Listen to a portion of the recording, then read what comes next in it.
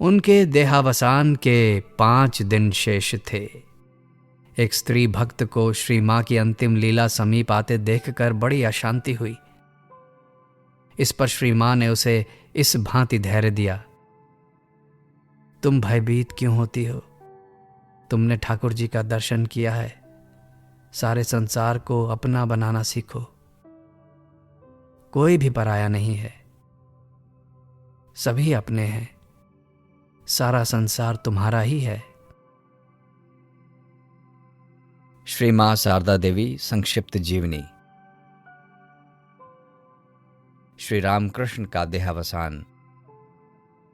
श्री मां इस बात पर बहुत अधिक बल देती थीं कि प्रत्येक मनुष्य को काल और परिस्थिति के सांचे में अपने को ढाल लेना चाहिए, अर्थात वह देश काल परिस्थिति के अनुकूल अपने को बना सके, क्योंकि इसी में जीवन की शांति और प्रसन्नता का रहस्य अंतर्निहित है। उन्होंने गांव में जन्म लिया था और वे गांव के वातावरण में पाली पोसी गई थीं। दक्षिणेश्वर का वातावरण उनके अनुकूल था, पर उनके कठिनाई के दिन सामने थे। सन 1885 ईस्वी के जून में श्री रामकृष्ण के गले में कैंसर यानी कर्कट रोग हो गया। इसलिए उन्हें अक्टूबर में श्यामापुकुर, जो कि कलकत्ते का एक मोहल्ला है, ले जाना आवश्यक हो गया। भक्तों ने उनकी औषधि, सेवा, देखभाल तथा सभी वस्तुओं की व्यवस्था की। भक्तों ने यह अनुभव किया कि उनके भोजन आदि व्यवस्था के लिए एक अनुभवी व्यक्ति की आवश्यकता है। श्री मां दक्षिणेश्वर में थीं। श्री रामकृष्ण के भोजन आदि की व्यवस्था का उत्तरदायित्व ग्रहण करने के लिए वे सबसे अधिक उपयुक्त थीं। जहां श्री रामकृष्ण ठहराए गए वो घर बहुत छोटा था और साथ ही बहुत से भक्तों से भरा हुआ था। उसमें औरतें भी न थीं। भला ऐसे भरे हुए छोटे और बिना स्त्रियों के घर में श्री मां किस तरह ठहर सकती थीं? किंतु जब यह प्रस्ताव उनके सामने रखा गया तो वे तुरंत ही ठाकुर जी की सेवा करने के लिए श्यामपुकुर आ पहुंची। मकान की 2 मंजिली छत के छोटे से ओसारे में उनके रहने का प्रबंध किया गया। दिन में तथा रात के अधिकांश भाग में वे वहीं रहती थीं। जब रात्रि में सब सो जाते थे तो वे वहां से नीचे चले आती और एक कमरे में अधिक से अधिक 3 घंटे सोकर फिर अपने स्थान पर चली जाती। जब श्री रामकृष्ण के खिलाने अथवा अन्य किसी प्रकार की आवश्यकता पड़ती तब वे उनके पास आ जाती। यही उनकी दैनिक क्रिया थी। उन्हें अपनी सुविधा का रंच मात्र भी ध्यान नहीं था। उनकी एकमात्र यही प्रार्थना थी कि ठाकुर जी अच्छे हो जाएं, चाहे स्वयं कितना ही कष्ट क्यों न उठाना पड़े। जब ठाकुर जी की बीमारी में सुधार के लक्षण नहीं दिखे तो वे दिसंबर 1885 ईस्वी में काशीपुर के बगीचे में लाए गए। श्री मां वहां भी साथ ही गईं और दिन रात ठाकुर जी की सेवा में संलग्न रहीं। ठाकुर जी के नवयुवक शिष्य सारी वस्तुओं का त्याग कर अपने आराध्य देव ठाकुर जी का जीवन बचाने के लिए अत्यंत प्रयत्नशील थे। कहा जाता है कि श्री रामकृष्ण की लंबी बीमारी ने भविष्य के श्री रामकृष्ण संघ संस्थापन में बड़ा ही योगदान दिया। उस दुख के समय में श्री रामकृष्ण की सेवा करते हुए उन त्यागी नवयुवक शिष्यों ने अपने में प्रेम बंधन की महत्ता को भली भांति समझा। यदि यह सत्य है तो भावी मठ के लिए श्री मां का स्थान भी निश्चित ही था। नवयुवक शिष्यों यानी श्री रामकृष्ण मिशन के भावी निर्माताओं को यद्यपि श्री मां से वार्तालाप करने का बहुत कम अवसर प्राप्त होता था, तथापि वे अब उन्हें अपनी सगी मां समझने लगे थे। उन शिष्यों की श्री मां के प्रति श्रद्धा भावना ठाकुर जी के प्रति श्रद्धा भावना के समान ही थी। श्री रामकृष्ण की शारीरिक अवस्था शोचनीय होती जा रही थी। कहा जाता है कि श्री मां को ठाकुर जी के देहावसान का पूर्वाभास हो चुका था, तथापि वे निराशा के बावजूद आशा कर रही थीं कि बीमारी समाप्त हो सकती है और ठाकुर जी स्वस्थ हो सकते हैं। किंतु मृत्यु की दृष्टि में सभी समान हैं और इसके आगे मनुष्य की भावना और प्रेम आदि की कुछ भी नहीं चलती। अतएव जो होना था वो होके ही रहा। श्री रामकृष्ण 16 अगस्त 1886 ईस्वी को महासमाधि में लीन हो गए और अपने शिष्यों तथा भक्तों को शोक और अंधकार के महान समुद्र में बिलखते छोड़ गए।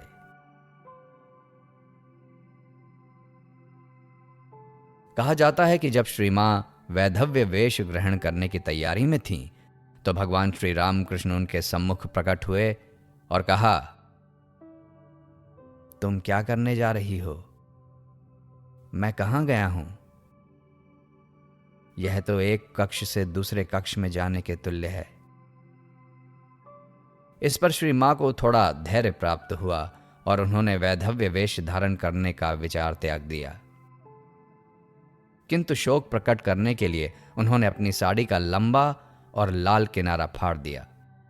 इसके पश्चात भी उन्होंने एक आध बार विधवाओं के श्वेत वस्त्र को पहनना चाहा, किंतु हर एक बार श्री रामकृष्ण ने प्रकट होकर ऐसा करने से श्री मां को रोक दिया। कामारपुकुर में अंतिम बार उन्होंने यह प्रयास किया। गांव के लोकापवाद से बचने के लिए उन्होंने अपना कंकण निकाल कर रख दिया। किंतु एक दिन उन्होंने फिर ठाकुर जी को देखा।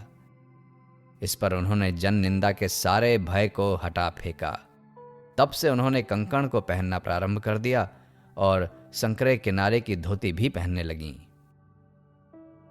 ठाकुर जी के देहत्याग के पश्चात कुछ भक्तों ने यह प्रस्ताव किया कि काशीपुर का संगठन तुरंत तोड़ दिया जाए, किंतु नरेंद्र नाथ तथा अन्य शिष्यों ने इसका विरोध किया, क्योंकि इससे श्री मां को और भी अधिक धक्का लगेगा और उनकी अंतरात्मा को ठेस पहुंचेगी। अतएव काशीपुर की व्यवस्था कुछ दिन और चलती रही। 21 अगस्त को श्री मां बलराम बोस के घर गईं। बलराम बोस ठाकुर जी के परम भक्त थे। ठाकुर जी के अस्थि संचय के अधिकार के संबंध में सन्यासी और गृहस्थ शिष्यों में मतभेद के कारण कुछ कलह उत्पन्न हो गया। अब यह समाचार श्री मां के पास पहुंचा तो उन्होंने कहा, इतने महान व्यक्ति चले गए, किंतु लोग उनकी अस्थियों के लिए झगड़ रहे हैं। अग्नि परीक्षा। श्री रामकृष्ण के देहावसान के पश्चात 30 अगस्त 1886 ईस्वी को भक्तों के साथ श्री मां ने अपने व्यथित हृदय की शांति और धैर्य के निमित्त उत्तरी भारत की तीर्थ यात्रा के लिए प्रस्थान किया। मार्ग में वे देवघर यानी बैद्यनाथ धाम, बनारस और अयोध्या में रुकीं। वे वृंदावन तक गईं। वहां लगभग 1 वर्ष तक रहीं। कहा जाता है कि जब वे काशी विश्वनाथ जी के मंदिर में संध्या काल की आरती देख रही थीं, तो उन्हें भाव समाधि हो गई, और जब वे अपने निवास स्थान पर लौट रही थीं, उस समय भी उनकी यही अवस्था बनी रही। बनारस में उन्होंने वहां के प्रसिद्ध साधु स्वामी भास्करानंद जी का दर्शन किया और उनसे अत्यधिक प्रभावित हुईं। वृंदावन में उन्होंने कठिन तपस्या की। राधा, कृष्ण तथा उनके सखाओं से संबंधित स्थानों को देखकर श्री मां की भावना अत्यधिक उद्वेलित हो उठती थी। क्या उनकी अवस्था वियोगिनी राधा के समान नहीं थी, जो अपने कृष्ण से बिछुड़ी थीं? जब वे वृंदावन में योगिन मां से मिली, योगिन मां पहले ही वहां गई थीं, तो असहाय बच्चे की भांति बिलख बिलख कर रोने लगी। उनकी यह अवस्था कुछ दिनों तक बनी रही। वे तब शांत हुईं जब उन्हें श्री रामकृष्ण भगवान का दर्शन प्राप्त हुआ। वृंदावन में जप ध्यान में वे अत्यधिक तन्मय हो जाती थीं। उनकी तन्मय अवस्था में मक्खियां उनके अंग नोच खाती थीं, किंतु इस बात का तनिक भी बोध उन्हें नहीं होता था। बहुत बार वे इसी भावदशा में अकेली ही यमुना के रेतीले किनारे में चली जाती थीं, जहां से उनके साथियों को उन्हें वापस लाना पड़ता था।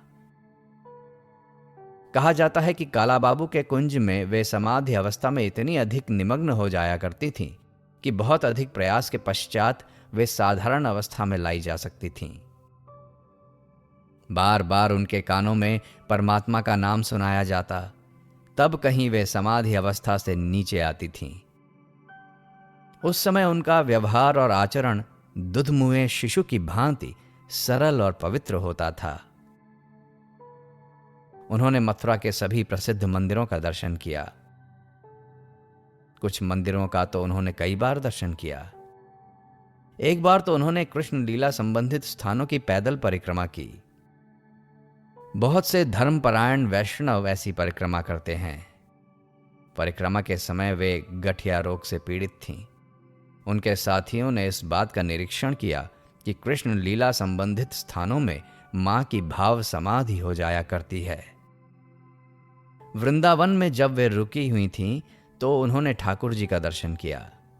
उसी दर्शन में ठाकुर जी ने श्री मां को निर्देश दिया कि वे स्वामी योगानंद जी को दीक्षा दें। उस समय योगानंद जी मां के सेवक के रूप में उनके साथ रहते थे। पहले तो उन्होंने इस बात की ओर ध्यान ही नहीं दिया, किंतु उन्हें यही अनुभव लगातार 3 दिन हुआ। वे अपनी विनम्रता के कारण किसी को दीक्षा देने में हिचकिचाती थीं। अंत में उन्हें स्मरण हुआ कि ठाकुर जी ने स्वामी योगानंद को नियम अनुसार दीक्षा नहीं दी है और उन्हें यानी योगानंद जी को भी इसी प्रकार का स्वप्न हुआ है। इस बात से उन्हें प्रेरणा मिली और मां ने योगानंद जी को दीक्षा देना स्वीकार कर लिया। कदाचित यही उनकी प्रथम दीक्षा थी, क्योंकि यह निश्चित रूप से ज्ञात नहीं है कि जब दक्षिणेश्वर में ठाकुर जी ने शारदा यानी स्वामी त्रिगुणातीतानंद को श्री मां के पास दीक्षा के निमित्त भेजा था तो उन्होंने उन्हें दीक्षा दी थी अथवा नहीं। कहा जाता है कि उन्होंने वृंदावन में राधा रमण के मंदिर में अत्यंत दैन्य भाव से प्रार्थना की कि मेरी आंखें किसी दूसरे का दोष न देखें। उनके जीवन को देखने से यह पूर्ण रूप से विदित हो जाता है कि उनकी प्रार्थना सुन ली गई थी। जिस प्रकार मां अपने बच्चे में किसी प्रकार का दोष नहीं देखती, उसी भांति श्री मां भी किसी व्यक्ति में दोष नहीं देखती थीं।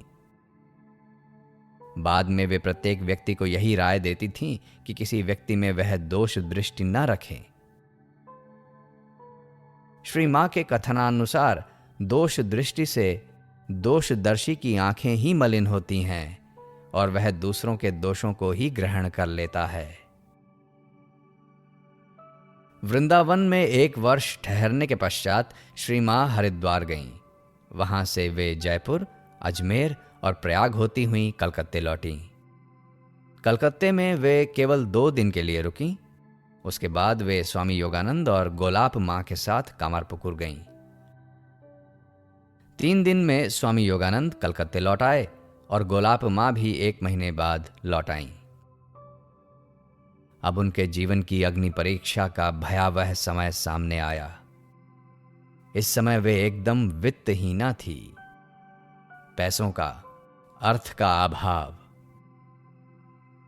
उनके पास अर्थागम का कोई भी साधन नहीं था। कोई उनकी देखरेख करने को भी नहीं था। ठाकुर जी के शारीरिक वियोग से उनका हृदय शून्य था।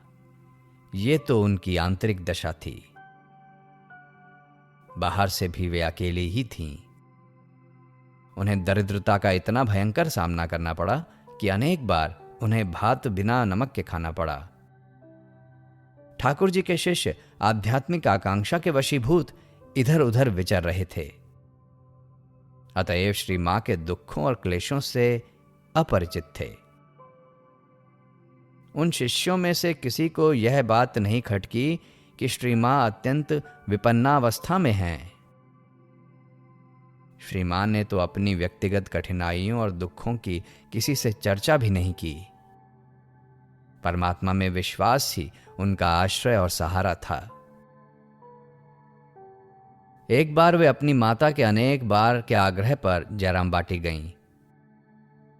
उनकी माता को तुरंत ही अपनी पुत्री शारदामणि की दारुण दरिद्रता का बोध हुआ, किंतु वे भी उनके मुंह से कोई बात निकालने में समर्थ न हो सकी। उन्होंने अपनी पुत्री को जयराम बाटी में रखने की भरसक चेष्टा की, किंतु श्री मां अपनी माता के प्रस्ताव पर राजी न हुई। वे अपने पतिदेव की जन्मभूमि को लौटी, काल चक्र की गति देखने के लिए। यद्यपि उन्होंने अपनी आर्थिक स्थिति की वास्तविक दशा को छुपाने का लाख प्रयास किया, फिर भी यह समाचार दूसरों पर प्रकट हो ही गया कि श्री मां की आर्थिक अवस्था अत्यंत अभावयुक्त है। कलकत्ते के श्री रामकृष्ण के भक्तों ने इस समाचार को सुना। वे अत्यंत चौकन्ने हुए तथा घबरा उठे। परस्पर सम्मति करने के पश्चात उन्होंने श्री मां को एक पत्र लिखा, जिसमें अत्यंत दैन्य भाव से प्रार्थना की कि श्री मां कलकत्ते वापस आएं। किंतु इसमें कठिनाई थी। ठाकुर जी के शिष्यों से श्री मां का कितना ही पुनीत और निष्कपट संबंध क्यों न हो, किंतु यदि वे कलकत्ते जाकर अपरिचितों के साथ रहने लगें तो ग्रामवासी क्या सोचेंगे और क्या कहेंगे। अंत में एक प्रतिष्ठित वृद्धा के समझाने पर और अपनी माता की सहायता से श्री मां कलकत्ते गईं। इससे भक्तों को, विशेषतः स्त्री भक्तों को अत्यधिक प्रसन्नता और शांति प्राप्त हुई। पहले तो कुछ ऐसे भक्त थे जिन्होंने श्री मां को बहुत महत्ता नहीं दी। उनकी यह धारणा थी कि श्री रामकृष्ण महान संत हो सकते हैं, किंतु यह आवश्यक नहीं कि उनकी पत्नी भी उसी प्रकार की हों। किंतु उत्तरोत्तर जब श्री मां का आध्यात्मिक व्यक्तित्व प्रकट होने लगा तो उन लोगों को अपनी धारणा परिवर्तित करनी पड़ी और श्री मां के प्रति उनकी उदासीनता महान श्रद्धा और भक्ति में परिवर्तित हो गई। तब से श्री मां परिस्थिति और सुविधा अनुसार कभी कलकत्ते रहती और कभी जयराम बाटी। हां, तीर्थ यात्रा पर रहती तो दूसरी बात थी। तीर्थ यात्राएं। सन 1888 के नवंबर में श्री मां योगीन मां स्वामी ब्रह्मानंद, योगानंद और शारदानंद आदि के साथ पुरी गईं। श्री जगन्नाथ जी के मंदिर के प्रसिद्ध पुजारी गोविंद श्रृंघरी ने उनकी प्रतिष्ठा के लिए पालकी द्वारा मंदिर तक ले जाना चाहा, किंतु यह प्रस्ताव उन्हें तनिक भी नहीं जचा। उन्होंने दीन भक्त के रूप में जगन्नाथ जी का दर्शन पैदल ही करना उचित समझा। पुरी में मां लगभग 4 महीने तक रहीं। वे प्रायः प्रातःकाल और सायंकाल मंदिर में जगन्नाथ जी का दर्शन करने जाया करती थीं तथा लक्ष्मी जी के मंदिर में वे अधिक समय ध्यान में व्यतीत करती थीं। श्री रामकृष्ण जी ने अपने जीवन में पुरी धाम का दर्शन कभी नहीं किया था। अतः एक बार श्री मां ठाकुर जी का चित्र अपने साथ ले गईं और उसे जगन्नाथ जी के दर्शन करवाए। श्री ठाकुर जी मां के लिए इतने जीवंत थे। कुछ वर्षों के पश्चात वे पुरी दर्शन करने फिर गईं। अब की बार श्री मां के साथ स्वामी प्रेमानंद जी, ठाकुर जी के कुछ अन्य भक्त तथा श्री मां के संबंधी भी थे। 1894 ईस्वी में वे बनारस और वृंदावन दोबारा गईं। उनके साथ उनकी माता तथा भाई भी थे। सन 1890 के मार्च में श्री मां ठाकुर जी के शिष्य स्वामी अद्वैतानंद के साथ गया गईं। उन्होंने बोध गया का दर्शन किया। इसी स्थान पर भगवान बुद्ध को ज्ञान प्राप्त हुआ था। बोध गया में एक हिंदू मठ है। उस संस्था की आदर्श व्यवस्था देखकर उन्होंने ठाकुर जी से प्रार्थना की कि उनके पुत्र अर्थात श्री रामकृष्ण के त्यागी शिष्य स्थान स्थान पर भटकने की अपेक्षा रहने के लिए स्थायी स्थान प्राप्त करें, ताकि उन्हें शारीरिक आवश्यकताओं की पूर्ति के लिए इतना अधिक संघर्ष न करना पड़े। वे कहा करती थीं कि ठाकुर जी के असीम कृपा से थोड़े ही समय पश्चात बेलूड़ मठ की संस्थापना हुई। सन 1910 ईस्वी में वे दक्षिण भारत तीर्थ यात्रा करने गईं। मार्ग में वे श्री बलराम बोस के घर कोठाड़, उड़ीसा प्रांत में नामक स्थान में 2 महीने रुकीं। कोठाड़ में श्री देवेंद्रनाथ चटर्जी वहां के स्थानीय पोस्ट मास्टर थे। वे ईसाई हो गए थे। पश्चाताप करते हुए वे श्री मां के पास आए। श्री मां में यह विशेष गुण था कि वे परिस्थिति के अनुकूल अपने को बना लेती थीं। अतएव श्री मां ने देवेंद्रनाथ जी को सलाह दी कि वे पुनः हिंदू धर्म स्वीकार कर लें, और उन्होंने वैसा किया। इसके पश्चात श्री मां ने श्री रामकृष्ण मठ के एक सभ्य को उन्हें यज्ञोपवीत पहनने को तथा गायत्री मंत्र देने के लिए कहा। श्री मां ने स्वयं चटर्जी जी को दीक्षा दी। दूसरे वर्ष फरवरी महीने में श्री मां एक तीर्थयात्री दल के साथ मद्रास रवाना हुई। स्वामी रामकृष्णानंद मद्रास रामकृष्ण मठ के प्रधान थे। उन्होंने दक्षिण भारत में श्री मां की तीर्थयात्रा की समस्त तैयारी कर दी। वे मद्रास शहर में 1 महीने तक रहीं। बहुत सी भक्त स्त्रियां उनके पास नित्य आया करती थीं। श्री मां यद्यपि उनसे उनकी भाषा में बातचीत तो नहीं कर सकती थीं, पर वे स्त्रियां उनके प्रेम के स्पर्श का स्पष्ट अनुभव करती थीं। श्री मां की कृपा में उन लोगों को बहुत अधिक विश्वास था। मद्रास से उन्होंने मधुरा को प्रस्थान किया। स्वामी कृष्णानंद जी स्वयं दल के संचालक थे। वे सब रामेश्वरम पहुंचे। श्री मां उस पवित्र स्थान में 3 दिन तक रहीं।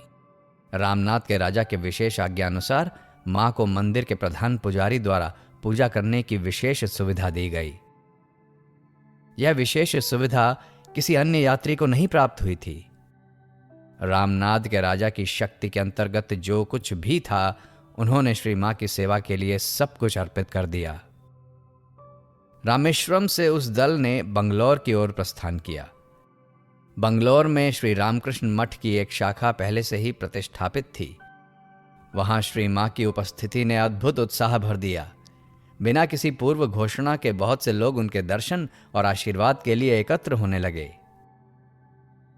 जब वे रेलगाड़ी से उतरी तो लोगों ने उनके ऊपर इतनी अधिक फूलों की वर्षा की कि फूलों का बहुत सा ढेर सड़कों पर छा गया।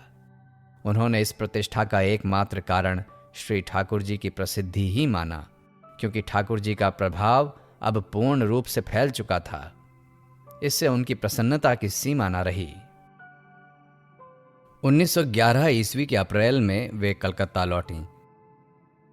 मार्ग में केवल 1 दिन के लिए राजमुंद्री नामक स्थान पर गोदावरी के स्नान के लिए रुकीं और 2 दिन पुरी में जगन्नाथ जी के दर्शन के लिए ठहरी। 1912 ईस्वी में उन्होंने अंतिम तीर्थ यात्रा की। अब की बार वे बनारस तीसरी बार गईं और उनके साथ तीर्थ यात्रियों का बड़ा दल था। इस दल में श्री रामकृष्ण मठ के पुराने साधु, भक्तगण और कुछ श्री मां के संबंधी भी सम्मिलित थे। इस बार वे बनारस में लगभग 2.5 महीने रुकीं। अतएव उन्होंने अपनी सुविधा अनुसार बनारस तथा उसके आसपास के प्रसिद्ध मंदिरों और पुण्य स्थलों का दर्शन किया। बनारस में उन्होंने इस बार भगवान श्री रामकृष्ण के गुरु तोतापुरी जी के गुरु भाई प्रसिद्ध संत चमेलीपुरी जी का दर्शन किया। श्री मां चमेलीपुरी जी की आध्यात्मिक शक्तियों और बच्चों की सी प्रकृति पर इतनी अधिक प्रभावित हुई कि उन्होंने कहा, अब मेरी प्रवृत्ति अन्य साधुओं के दर्शन की नहीं होती। उनके सम्मानार्थ श्री मां ने उन्हें कुछ फल, मिठाई और एक कंबल भेजा। एक दिन वे सारनाथ का दर्शन करने गईं। ये वही स्थान है जहां भगवान बुद्ध देव ने अपना सर्वप्रथम धर्मोपदेश दिया था और इसलिए यह बौद्धों का पवित्र तीर्थ स्थान बन गया है। श्री मां ने देखा कि बहुत से पश्चिमी यात्री सारनाथ के ध्वंस हुए अवशेषों को अत्यंत उत्सुकतापूर्वक देख रहे हैं। उन्होंने इस पर अपना विचार इस भांति व्यक्त किया, जिन्होंने इस भव्य भवन का निर्माण किया वे अत्यंत आश्चर्य भाव से अपनी निर्माण कला का निरीक्षण कर रहे हैं। बनारस के श्री रामकृष्ण मिशन का सेवाश्रम तब बीमारों और दुखियों की सेवा के लिए पूर्ण और स्वतंत्र संस्था के रूप में विकसित हो गया था। वहां के कार्यकर्ताओं की आग्रहपूर्ण प्रार्थना पर श्री मां ने बनारस के श्री रामकृष्ण मिशन सेवाश्रम को देखा। जब वे भिन्न भिन्न वार्डों को देख रही थीं, तो उन्होंने अत्यधिक प्रशंसा करते हुए कहा, ठाकुर जी की सजीव उपस्थिति यहां अनुभव की जा सकती है। जनवरी 1913 ईस्वी में श्री मां कलकत्ते लौटी। कलकत्ते और जयराम बाटी में पहले पहल जब श्री मां कलकत्ते में ठहरती थीं, तो वे वहां किराए के मकानों में ठहरती थीं। जब उन्हें थोड़े दिनों के लिए रुकना पड़ता, तो वे भक्तों के घर, जैसे कि बलराम बोस अथवा श्री म यानी श्री रामकृष्ण कथामृत के प्रसिद्ध लेखक के घर रुकती थीं। कभी कभी वे गंगा जी के पश्चिमी घाट में रहती थीं। एक बार घुशूरी में और दूसरी बार नीलांबर मुखर्जी के बगीचे में रहीं। श्री मां का कहना था कि वे अपनी बाल्यावस्था से ही गंगा जी में भक्ति रखती थीं। जब वे नीलांबर मुखर्जी के बगीचे में रुकी हुई थीं, तो उन्हें अलौकिक अनुभूति हुई थी। उन्हें प्रतीत हुआ कि मानो श्री रामकृष्ण जी गंगा जी में चल रहे हैं। चलते चलते उनका शरीर गंगा जी में गल कर मिल गया और स्वामी विवेकानंद उस पवित्र जल को असंख्य लोगों पर छिड़कने लगे। इस अनुभूति का उनके मन पर इतना स्पष्ट और गहरा प्रभाव पड़ा कि उन्होंने गंगा जी के जल को अत्यंत पवित्र समझकर कई दिनों तक स्नान भी नहीं किया। 1909 ईस्वी में स्वामी शारदानंद जी ने श्री मां के लिए स्थायी भवन का निर्माण कलकत्ते में कर दिया। नंबर 1 उद्बोधन लेन उसका वर्तमान पता है। तब से श्री मां जब जब कलकत्ते आती तो वहीं ठहरती थीं। यह आश्रम मां की पवित्र स्मृतियों से संबंधित है। इसी से श्री रामकृष्ण मंडली के बहुत से भक्तों और शिष्यों में यह मां के मकान के नाम से प्रसिद्ध है। कितने ही जिज्ञासुओं और मुमुक्षुओं को उन्होंने यहां दीक्षा दी। बहुत से लोग परिश्रांत और भारी बोझ से लदे हुए अपनी दुखित अंतरात्मा की शांति के लिए श्री मां के पास आए और उन्होंने श्री मां के उपदेश से महान धैर्य और शांति प्राप्त की। जब वे यहां रहती थीं, तो जितने लोग आश्रम में रहते और जितने लोग उनके दर्शनार्थ आते, सभी को शांति प्राप्त होती थी।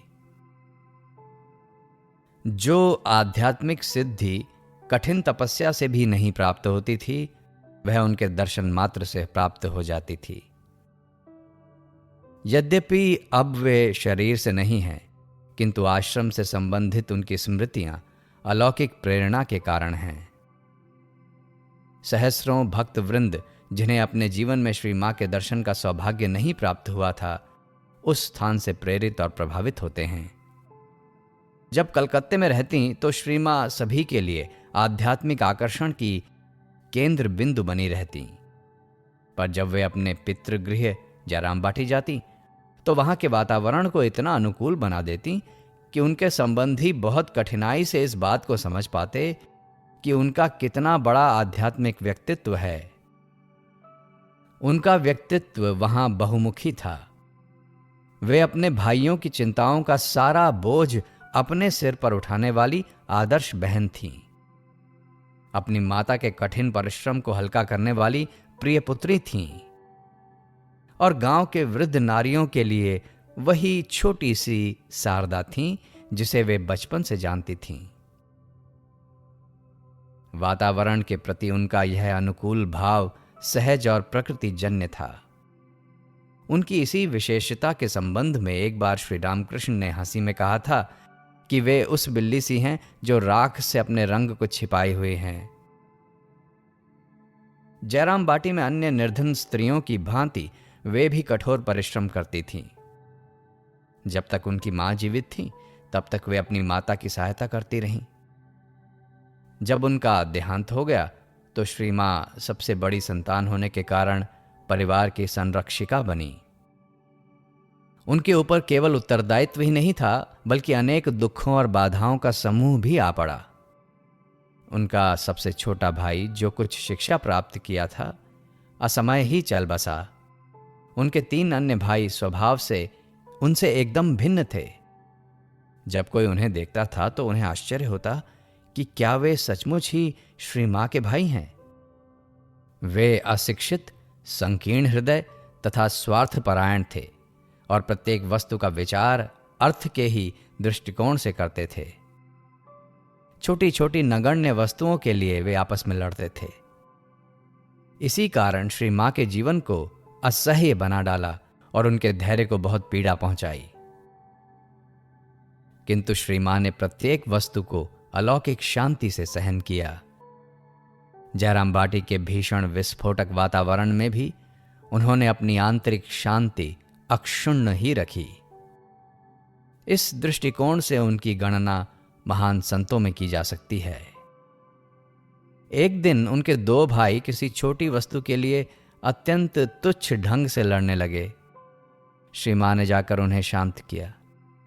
जब वे अपने कमरे में लौट कर आईं तो वे बड़े जोर से हंसने लगी, जैसे उन्होंने कोई तमाशा देखा है।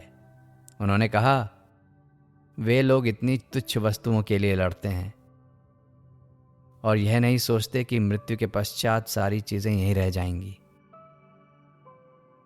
श्री मां को केवल अपने भाइयों भर की ही देखरेख नहीं करनी पड़ती थी, बल्कि अपने भतीजों और भतीजियों का भी भरण पोषण करना पड़ा। वे अपने ही हाथों से उन्हें पालती पोसती थीं। उनकी 3 भतीजियां राधु, नलिनी और माकू उनके साथ बराबर रहा करती थीं। छोटे भाई की विधवा पत्नी सुरबाला को भी उन्हीं को देखना पड़ता था। वे सनकी थीं और पगली मामी कही जाती थीं। श्री मां की चिंता का वे एक बड़ा कारण थीं। उनके भाइयों का प्रेम केवल अपनी स्वार्थ सिद्धि और आर्थिक लाभ तक ही सीमित था। अपनी भतीजियों की वे ऐसी बुआ थी जिसे उनकी प्रत्येक शैतानी और झक सहन करनी पड़ती थी और साथ ही उनकी मांगों की पूर्ति भी। किंतु उनमें से किसी ने भी यह अनुभव नहीं किया कि श्री मां से बहुत ही ऊंची वस्तुएं प्राप्त की जा सकती हैं। उन्होंने एक बार सचमुच ही कहा था, वे सदैव रुपया ही मांगते हैं, वे कभी भूलकर भी ज्ञान और भक्ति नहीं मांगते। श्री रामकृष्ण के देहावसान पर जब मां अपने भाग्य पर विचार कर रही थीं और यह अनुभव कर रही थीं कि अब मेरा जीवन में कोई अनुराग नहीं है, तो उन्होंने श्री रामकृष्ण का स्वप्न देखा। उन्होंने देखा लाल वस्त्र पहने हुए एक छोटी बालिका उनके सामने घूम रही है। ठाकुर जी उस बच्ची की ओर संकेत कर रहे हैं, इसी को अपना सहारा बनाओ। कुछ वर्ष के उपरांत जब वे जयराम बाटी में थीं, तो उन्होंने अपने सबसे छोटे भाई की विधवा और पगली पत्नी को घूमते हुए देखा। उसके साथ ही पीछे पीछे उसकी दुधमुही बच्ची राधा भी सरकती हुई जा रही थी। श्री मां ने ज्यों ही यह करुण दृश्य देखा, त्यों ही उनके हृदय में अद्भुत करुणा का संचार हुआ। वे झपट कर उस स्थान पर गईं और उन्होंने राधु को अपनी गोद में उठा लिया। ज्यों ही उन्होंने ऐसा किया, त्यों ही उन्हें ठाकुर जी की दिव्य अनुभूति हुई। ठाकुर जी मां के सामने प्रकट हुए और उन्होंने कहा, मन का सांसारिक आश्रय के रूप में इसे ग्रहण करो और इससे लगी रहो, यह माया है। इसके पश्चात श्री मां ने इस लड़की के प्रति अद्भुत अनुराग प्रदर्शित किया। राधु को भी श्री मां में सांसारिक प्रेम का मूर्तिमान स्वरूप ही प्राप्त हुआ, पर यह बालिका बढ़ने पर श्री मां के अद्भुत प्रेम पाने की अधिकारिणी न रह सकी। उस लड़की में हठ तथा भोलेपन और सनक तथा सरलता का अद्भुत मिश्रण था। खराब स्वास्थ्य और दुर्बल मस्तिष्क होने के कारण वह लड़की सदैव श्री मां के लिए चिंता और परेशानी का कारण ही बनी रही। राधु का व्यवहार और रहने का ढंग ऐसा था कि वह केवल परेशानी का ही कारण न रही, बल्कि महान मानसिक विक्षेप का भी कारण बनी। किंतु श्री मां का राधु के लिए प्रेम ऐसा बंधन था जो उन्हें संसार की ओर बांधे था, नहीं तो वे आध्यात्मिक जगत में ही विचरण करने लगती और संसार से एकदम नाता टूट जाता। अंत में जब श्री मां ने राधु में अनुराग भाव त्याग दिया, तो उनके सेवक भयभीत हो गए कि वे अब अधिक दिन जीवित नहीं रहेंगी, और सचमुच ही थोड़े ही दिनों पश्चात उनका देहावसान हो गया। प्रसिद्ध अभिनेता और नाटककार और श्री रामकृष्ण के परम भक्त गिरीश चंद्र घोष ने एक बार श्री मां के भाइयों और संबंधियों को देखकर कहा था, इन लोगों ने अपने पूर्व जन्म में मां का महान प्रेम और स्नेह पाने के लिए कठिन तपस्या की होगी।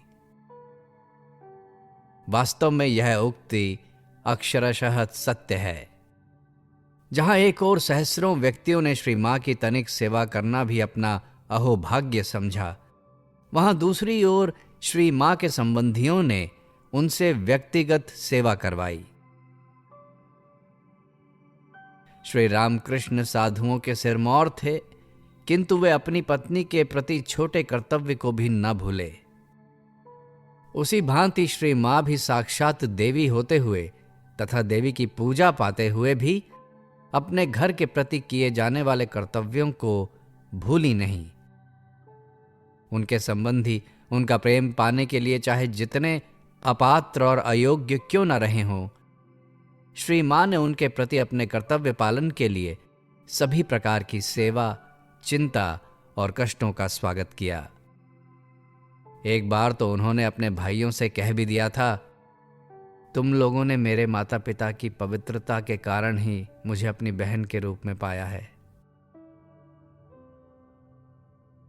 आध्यात्मिक शक्ति रूपिणी।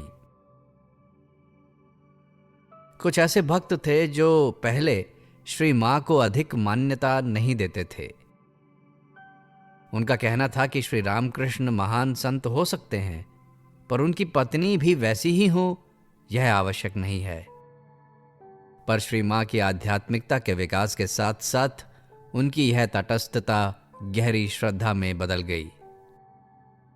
श्री रामकृष्ण कहा करते थे, सार्जेंट की बत्ती का प्रकाश उसे स्वयं तो अंधकार में रखता है, किंतु बाहर को प्रकाशित करता है।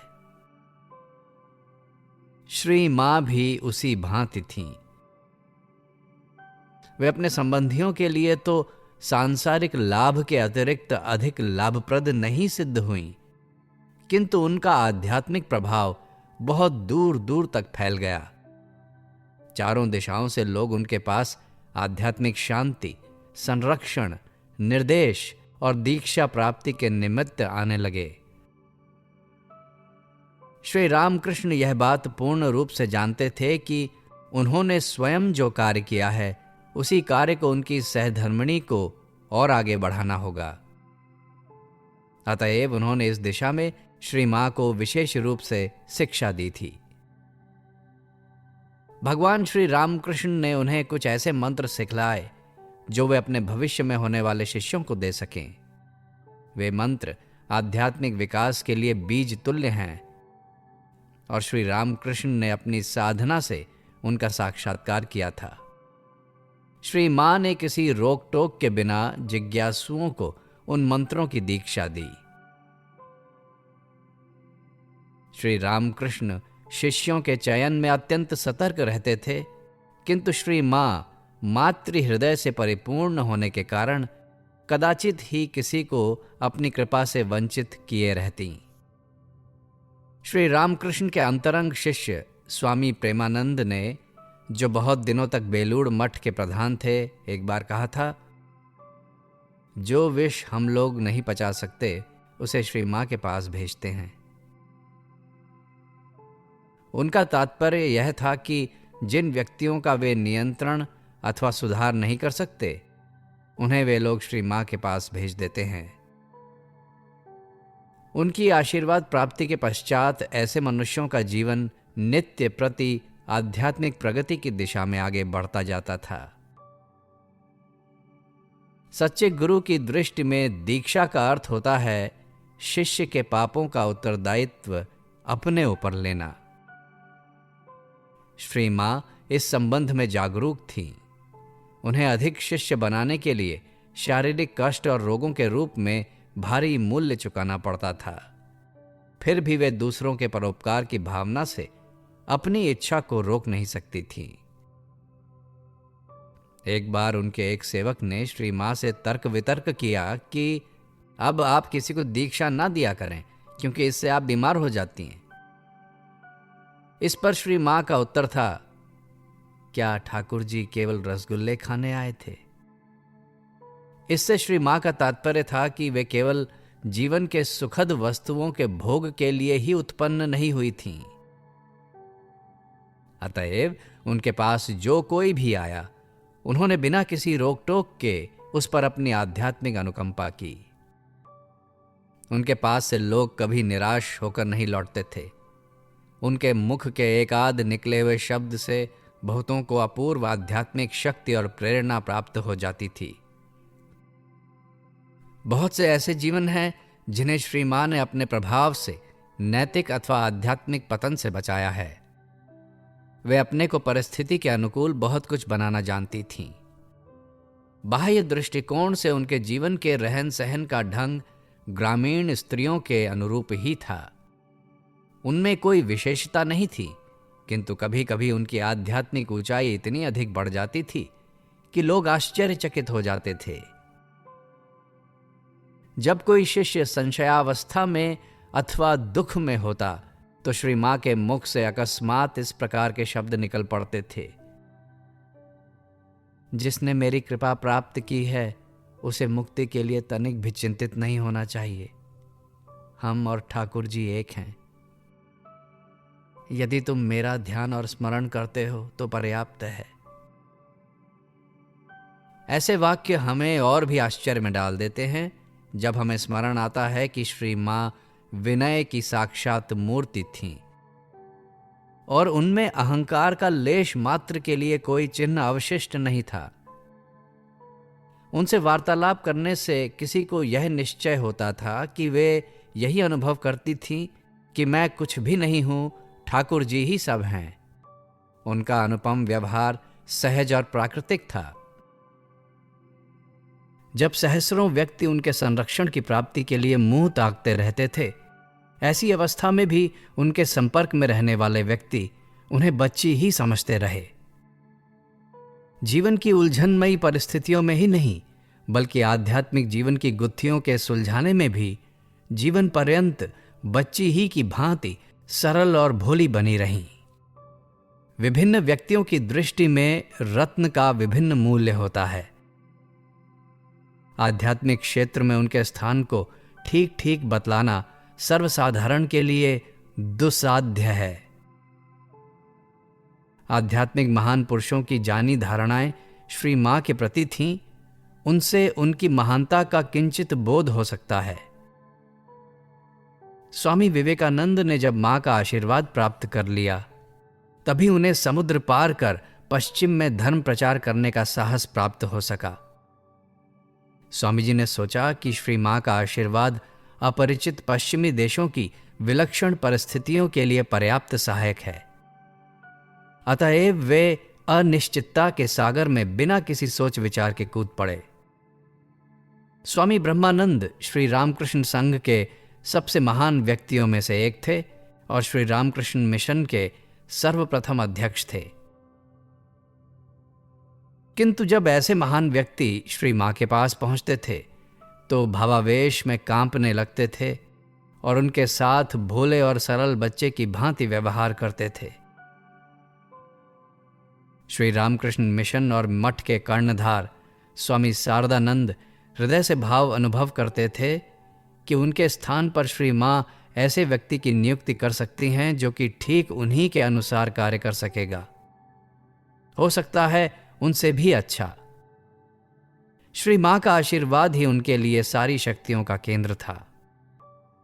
श्री रामकृष्ण के शिष्यों की श्री मां के प्रति यह भक्ति और श्रद्धा केवल इसीलिए नहीं थी कि वे उनके गुरु की सहधर्मिणी थीं, किंतु वास्तव में वे लोग उन्हें साक्षात देवी का स्वरूप ही समझते थे।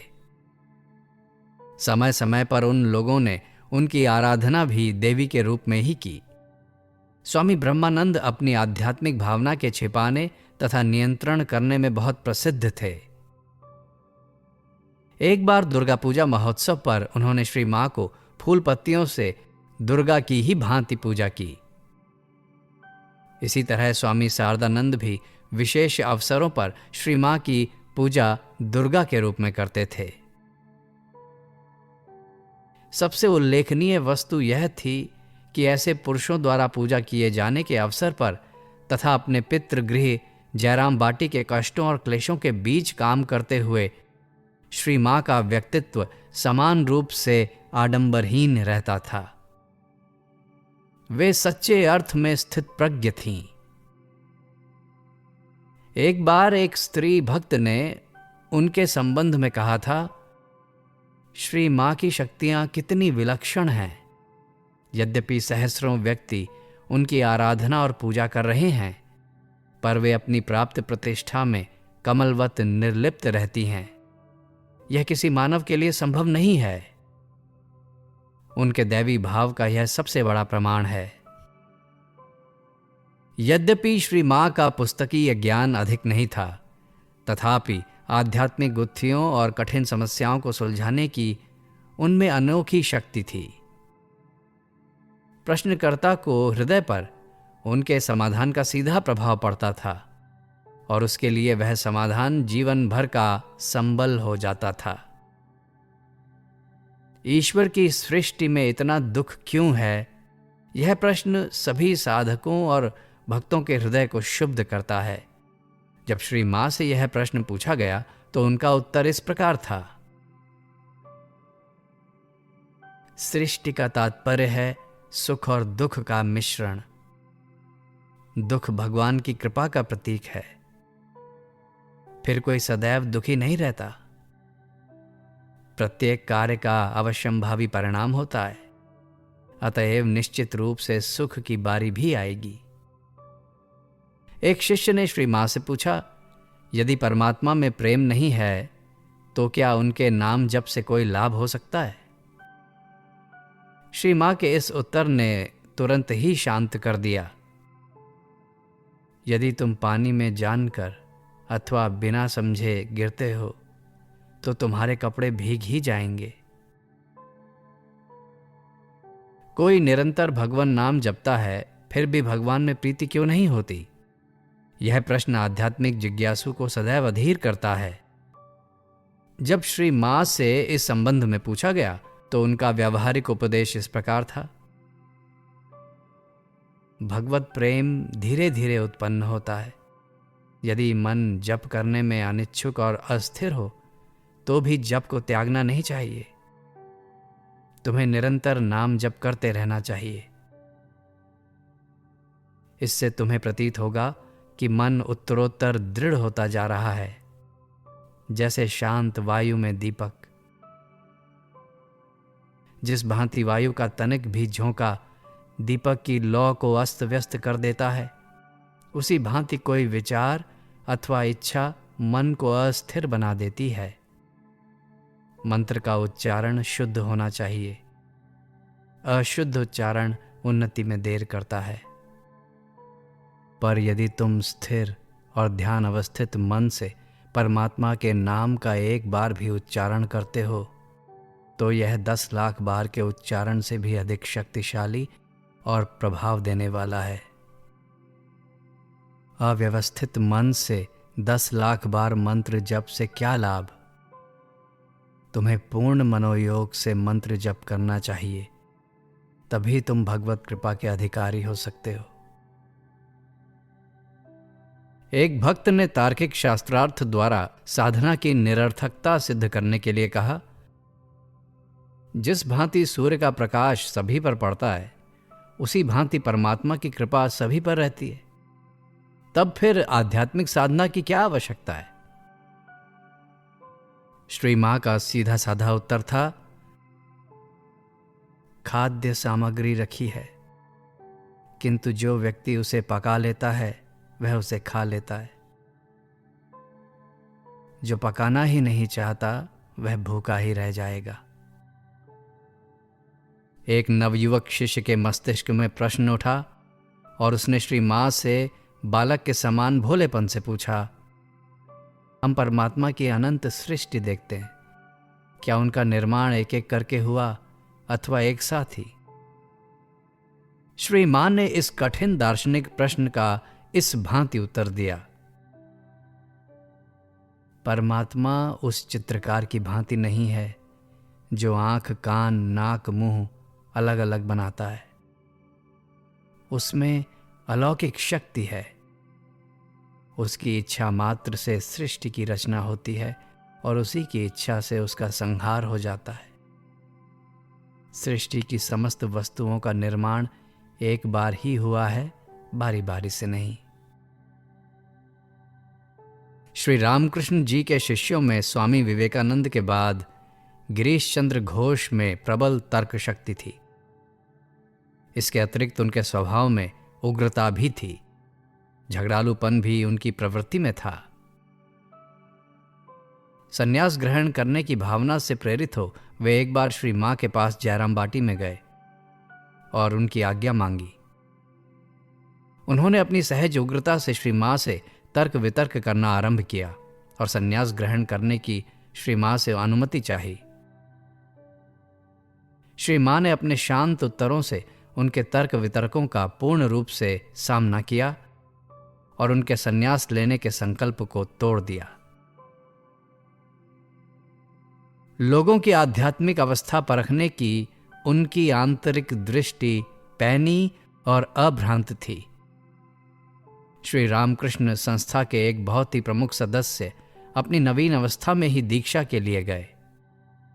बहुत दिनों से वे अपने इष्ट देव की आराधना कर रहे थे, किंतु श्री मां ने अन्य ही इष्ट की आराधना में उन्हें लगा दिया। तब उन्होंने कहा, मैं तो लंबी अवधि से अन्य इष्ट देव की आराधना कर रहा हूं। श्री मां ने शांत भाव से उत्तर दिया, यह इष्ट तुम्हारे लिए उपयुक्त नहीं है।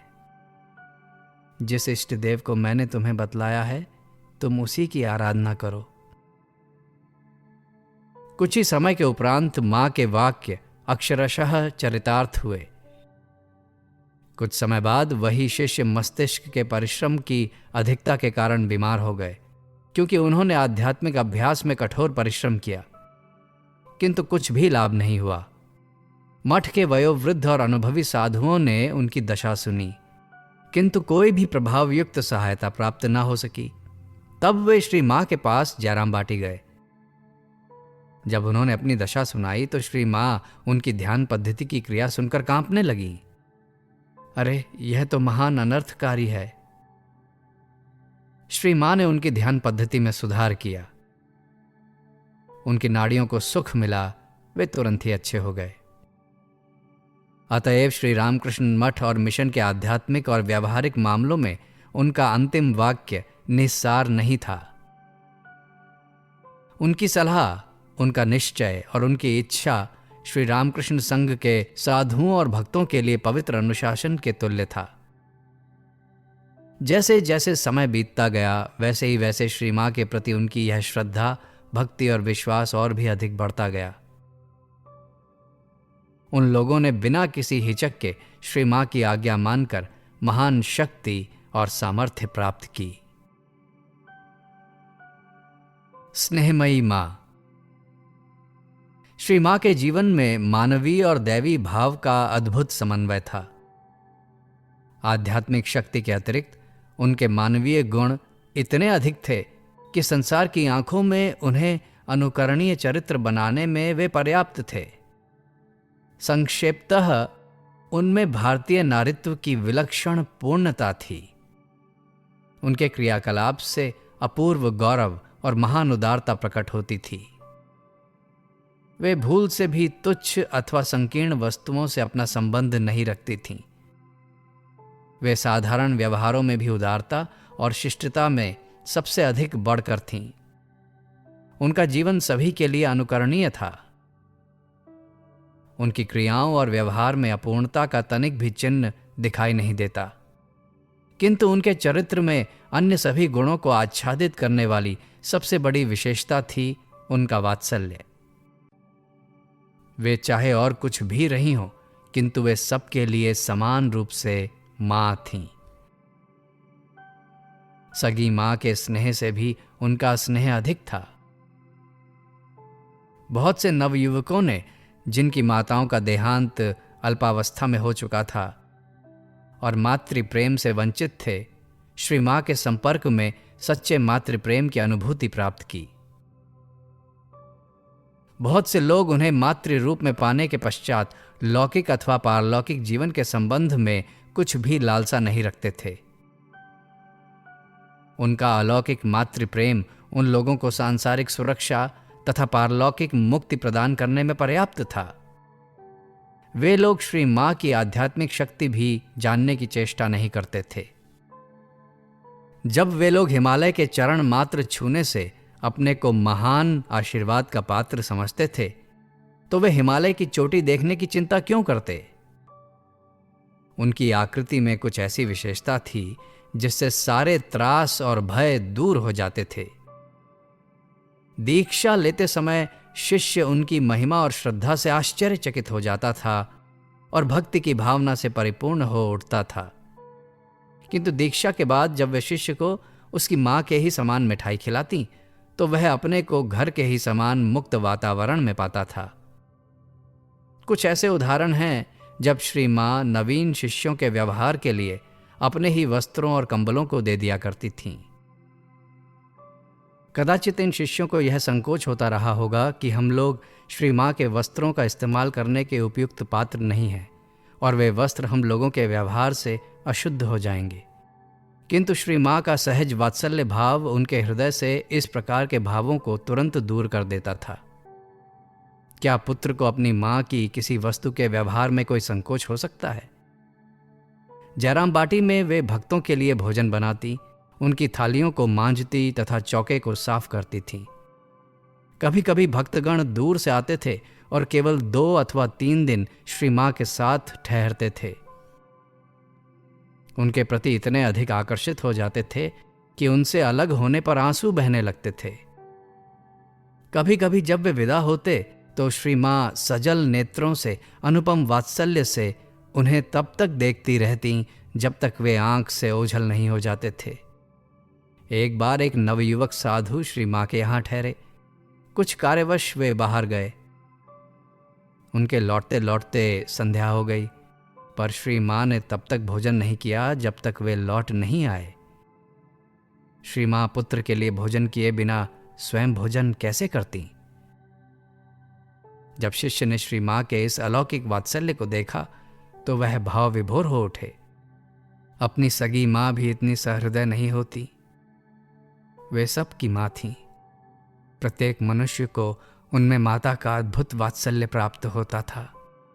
उनका प्रेम जाति, संप्रदाय अथवा भौगोलिक सीमा से सर्वथा परे था।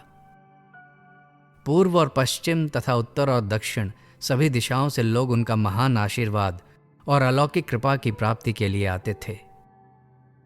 चाहे श्री मां उनकी भाषा भले ही ना बोल सकती रही हो, किंतु उनके अलौकिक प्रेम की मूक भाषा ही उन सब के लिए पर्याप्त थी। वे सब अपने को कृतार्थ समझते थे। जब भगिनी निवेदिता भारत आईं तो स्वामी विवेकानंद जी कुछ चिंतित हुए कि उन्हें हिंदू समाज में किस प्रकार रखा जाए। पर श्री मां ने भगिनी निवेदिता को स्वयं अपने कमरे में रहने का स्थान दिया। श्री मां का यह व्यवहार अपार साहस और महान उदारता का द्योतक था। यदि यह समाचार श्री मां के संबंधियों के पास पहुंचता तो उन्हें सामाजिक उपद्रवों का सामना करना पड़ता। क्या श्री मां की यह बात उल्लेखनीय नहीं है कि कट्टर ब्राह्मण परिवार के संस्कारों में पली हुई तथा आधुनिक शिक्षा से वंचित होते हुए भी उन्होंने एक यूरोपीय महिला को अपने ही कमरे में स्थान दिया, और वह भी 19वीं शताब्दी में, जब हिंदू समाज अपने सामाजिक नियमों और श्रृंखलाओं में इतना अनुदार और कठोर था। यद्यपि वे प्राचीन परंपरा की थीं, किंतु उनके विचार बहुत ही आधुनिक थे। उनके इसी गुण से वशीभूत हो भगिनी निवेदिता ने ठीक कहा था, क्या यह प्राचीन समाज की अंतिम महिला है अथवा नए समाज की सर्वप्रथम? बहुत से अबंगाली और अभारतीय भक्त भी मां के पास जाते थे। उनकी सहज शिष्टता में इतनी महान उदारता थी कि प्रत्येक व्यक्ति उनसे निसंकोच हो जाता था। एक बार भगिनी निवेदिता के स्थान पर ईस्टर का संगीत सुनते समय वे इतनी अधिक तन्मय हो गईं कि लोगों को आश्चर्य होने लगा कि बिना अंग्रेजी के जाने वे प्रार्थना के आंतरिक भावों में कैसे प्रविष्ट हो गईं। इसी भांति एक बार जब उनसे आंग्ल विवाह संस्कार का वर्णन किया जा रहा था तो उनका मुखमंडल विवाह की प्रतिज्ञा सुनकर आनंद से चमक उठा। विवाह की यह प्रतिज्ञा थी, अच्छाई और बुराई, अमीरी तथा गरीबी, स्वास्थ्य में तथा बीमारी में, यहां तक कि मृत्यु तक हम एक दूसरे से अलग नहीं होंगे।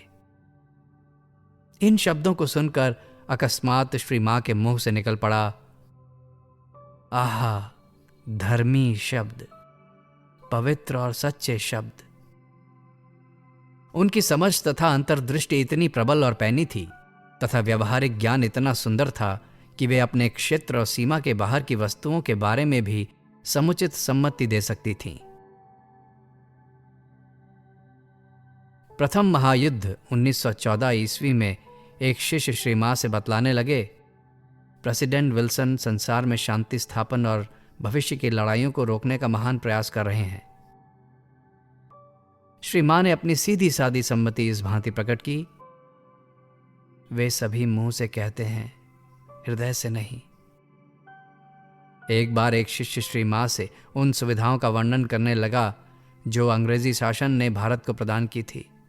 श्री मां का उत्तर इस भांति था, किंतु साथ ही क्या यह सत्य नहीं है कि लोगों की दरिद्रता लगातार बढ़ती जा रही है? ऐसे उदाहरणों की कमी नहीं है जब अत्यंत निम्न जाति के लोगों ने श्री मां से दीक्षा ग्रहण की। दीक्षा के उपरांत उन्होंने श्री मां के ही कमरे में बैठकर भोजन किया और श्री मां ने ही उनकी थालियों को मांजा। जाति प्रथा के अनुसार ऐसे शिष्यों का ब्राह्मण से इस प्रकार की सेवा लेना पापपूर्ण कर्म कहा जाएगा। साधारण परिस्थितियों में उन लोगों को इस प्रकार की सेवा कराने का साहस भी न हुआ होता, किंतु उन्हें यही अनुभव हुआ कि वे उनकी साक्षात मां थीं। अतएव मां ने जब पुत्रों की इस भांति सेवा की तो क्या हानि हुई? अतः यह स्वाभाविक था। यद्यपि श्री मां करुणा की साक्षात अवतार थीं, फिर भी वे समय उचित रोष और क्षोभ प्रकट करने में तनिक भी नहीं हिचकती थीं। एक बार दो प्रतिष्ठित गर्भिणी स्त्रियां राजनीतिक संदेह के कारण स्थानीय पुलिस द्वारा बहुत दूर तक पैदल चलाई गईं। यह समाचार श्री मां के पास पहुंचा। वे अत्यंत क्षुब्ध हो उठीं और उन्होंने रोषपूर्ण शब्दों में कहा, क्या यह सरकारी आदेशानुसार किया गया है अथवा पुलिस अफसरों की ज्यादती है? क्या उन दीन लड़कियों के उद्धार के लिए आसपास मनुष्य नहीं थे? बाद में उनकी मुक्ति का समाचार पाकर वे प्रसन्न हुई। जो व्यक्ति मार्ग भ्रष्ट हो चुके थे उन पर भी श्री मां के स्नेह और आशीर्वाद की धारा बरसती थी। कभी कभी अन्य शिष्यों के मूक प्रतिरोध की भावना के प्रतिकूल भी ऐसा होता था। एक बार उन्होंने अत्यंत स्पष्ट रूप से कहा था, यदि मेरा पुत्र धूल में लौटता है तो भी वह मेरा ही बच्चा है। इसी प्रकार अन्य अवसर पर उन्होंने कहा, मैं जितनी ही अच्छों की मां हूं उतनी ही बुरों की भी। एक स्त्री को अपने नैतिक अपराधों पर ग्लानि हुई। वह कलकत्ते में श्री मां का दर्शन करने आई, किंतु उसे उनके कमरे में प्रविष्ट होने का साहस न हुआ।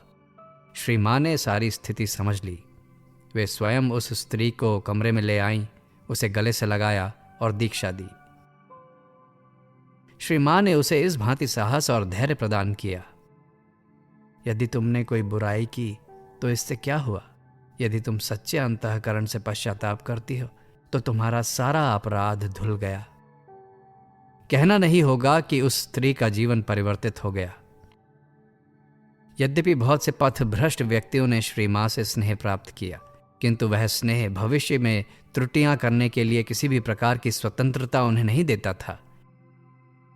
श्री मां की दृष्टि चरित्र की छोटी से छोटी बातों पर जाती थी।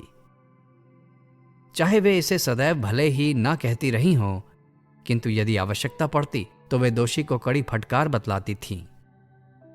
यदि किसी सन्यासी में गेरुआ वस्त्र के प्रति अभिमान उत्पन्न होता अथवा किसी गृहस्थ में किसी साधु की अल्प आयु देखकर उसके प्रति अश्रद्धा का भाव होता, तो दोनों ही श्री मां के द्वारा कड़ी चेतावनी पाते कि सामने विपत्ति है। ठाकुर जी के स्त्री भक्तों में योगिन मां और गोलाप मां के नाम विशेष उल्लेखनीय हैं। योगिन मां और गोलाप मां श्री मां के प्रति विशेष भक्ति रखती थी। जब श्री मां कलकत्ते में रहती तो वे लोग निरंतर उनके साथ रहती थी। वे दोनों श्री मां की निरंतर रक्षिका बनी रहती थीं। इससे बहुत से लोग आकर अपनी भावुकता प्रदर्शित कर श्री मां को अधिक कष्ट नहीं दे पाते थे। इस दृष्टि से उन दोनों को श्री मां का कवच कहना सर्वथा समीचीन होगा।